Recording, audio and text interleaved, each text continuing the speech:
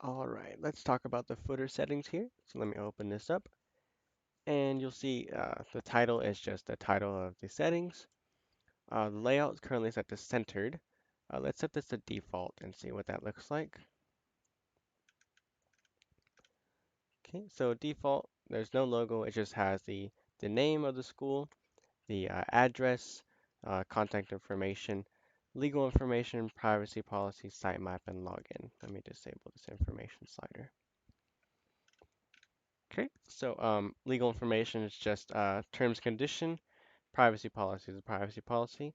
Sitemap is for search engines. Essentially, a search engine will be looking for this sitemap here, and if I look at that, you'll see it get this weird XML file. Doesn't make any sense to me personally. However, to a search engine, that's everything that is needed to be known for a search engine to index your site. And so, essentially, the sitemap is used for a search engine, not for us, not for your viewers, really. Then we have an additional login here, and this is essentially just a way to log in without that gray bar. So if you would like that gray bar removed and you remove it, there's still a way to log in the footer here with the layout set to default. Let me change this to image and video. Okay, so now we have, the logo, the name, the slogan, the contact info, and this space here, and you'll see legal information, privacy policy, and sitemap move to the bottom there. But this space there is for a video. If I want to change the place an image or a video there, so let me go ahead and let's see, my Explorer Modern image. Let's just place this image here, get link. And I believe it's the entire thing. Let's copy that, paste that in there, and let's see. Okay, so it's rather large, a very large image, but that image is placed there. And maybe we can configure that. I believe it's expecting a video actually. We can place a video there.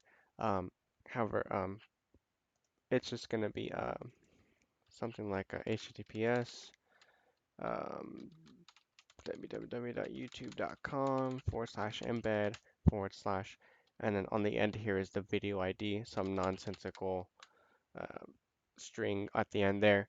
Um, Essentially, it'll place that YouTube video in the footer portion here. Maybe I place the image there, custom footer image save. Oh, so that's if I want to change the actual logo associated with that. Okay, so there's a lot of things we can do here.